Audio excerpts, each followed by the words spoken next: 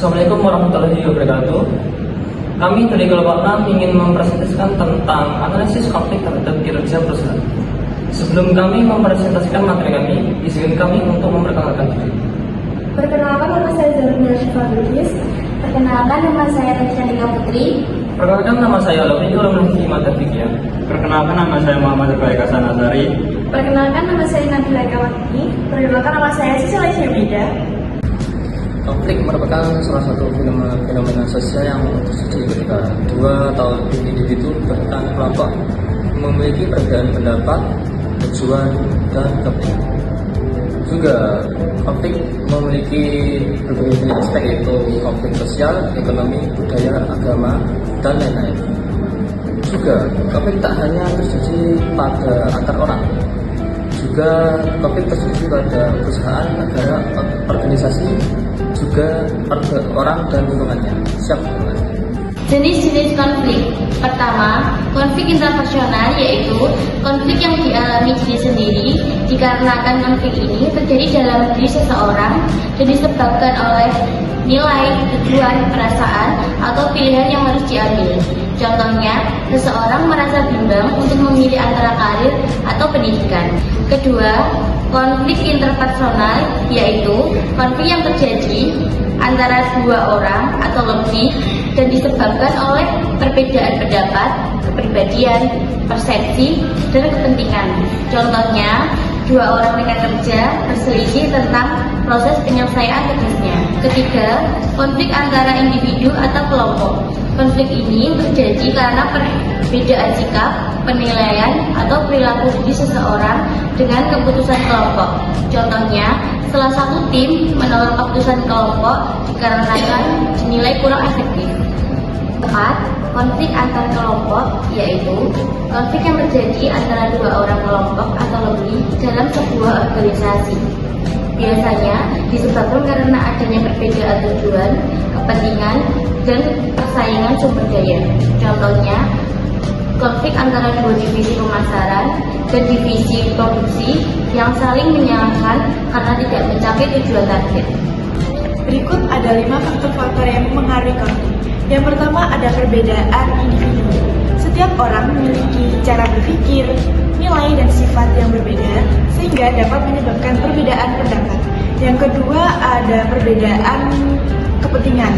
Setiap individu atau kelompok memiliki tujuan yang berbeda sehingga dapat memicu konflik. Yang ketiga, ada keterbatasan sumber daya, di mana uang, waktu, dan tenaga yang terbatas menyebabkan pasangan individu atau kelompok. Yang keempat, ada komunikasi yang tidak efektif, yang artinya kesalahpahaman akibat informasi yang kurang jelas atau cara penyampaiannya kurang bagus atau buruk dapat menyebabkan konflik. Yang terakhir kelima, perbedaan peran dan tanggung jawab, yang artinya ketidakjelasan pembagian tugas dan tanggung jawab menyebabkan kebingungan, saling menyalahkan, dan memicu konflik. Berikut ini adalah 5 pendekatan utama yang digunakan untuk menangani konflik. Yang pertama ada akomodasi, di mana salah satu pihak mengalah demi menjaga hubungan, namun berisiko menyebabkan ketidakpuasan. Yang kedua ada kompetisi, di mana satu pihak memaksakan kehendak dalam situasi yang mendesak dan dapat menimbulkan konflik.